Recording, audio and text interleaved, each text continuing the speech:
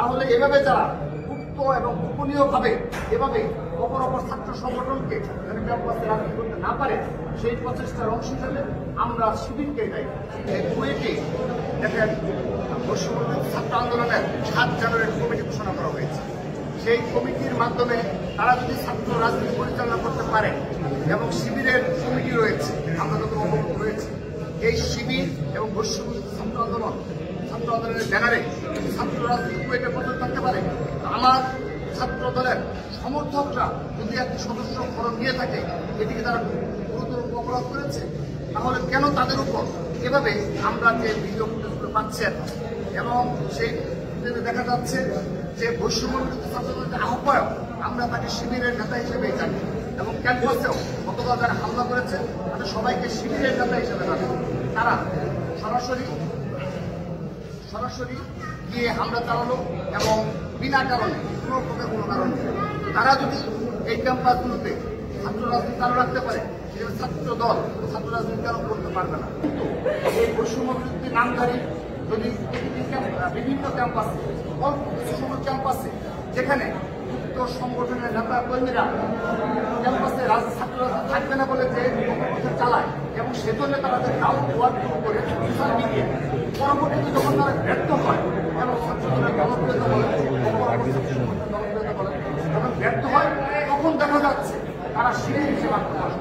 উদাহরণস্বরূপ বলতে পারি তিতুমির কলেজে আপনারা লক্ষ্য করবেন 7 আগস্ট থেকে তিতুমির কলেজের যে শিবিরের সাধারণ সম্পাদক, সে প্রতিদিন ওই তিতুমির কলেজ ছাত্রদলের তিতুমির কলেজের সাধারণ শিক্ষার্থীদের যে সোশ্যাল মিডিয়ার গ্রুপগুলো রয়েছে সেখানে তিনি ব্যাপক প্রচারণা চালাতেন যে এই ক্যাম্পাসে ছাত্ররা থাকা যাবে না এবং সেখানে তিনি অনেকগুলো কর্মসূচি পালন করেছেন। পরবর্তীতে এই কিছুদিন আগে যখন শিবিরের কমিটি ঘোষণা হলো, তাকে সাধারণ সম্পাদক শিবির কমিটি ঘোষণা করেছে। অর্থাৎ শুধু তাই নয়, এই ঢাকা বিশ্ববিদ্যালয়ে এই রাজু ভাস্কর্যে আগস্টের পরে বেশ কয়েকটি কর্মসূচি পালন করার চেষ্টা করা হয়েছে, যদিও যারা স্টুডেন্টরা সারা দেয় যে ক্যাম্পাসে কোনো ছাত্রছাত্রী থাকবে না। কিন্তু পরবর্তীতে শিবির যখন আত্মপ্রকাশ করলো, তাদের কমিটি শুরু করলো, সেখানে দেখা যাচ্ছে সেখানে উল্লেখযোগ্য এই যারা ক্যাম্পাসে রাজনীতি থাকে না তারাই শিবিরের নেতাকর্মী হিসেবে আবির্ভূত হচ্ছে। এরকম আমাদের বেশ কিছু ক্যাম্পাসের এক্সাম্পল আমরা পেয়ে যাচ্ছি। সাধারণ শিক্ষার্থীদের এত বোকা ভাবা ঠিক না। সাধারণ শিক্ষার্থীরা যথেষ্ট মেধাবী, সচেতন এবং রাজনৈতিক সচেতন রয়েছে বিদায় বলে আকর্ষণ করেছে। তাহলে এভাবে যারা গুপ্ত এবং গোপনীয়ভাবে এভাবে অপর ছাত্র সংগঠনকে ক্যাম্পাসে রাজনীতি করতে না পারে সেই প্রচেষ্টার অংশ হিসেবে আমরা শিবিরকে দেয়।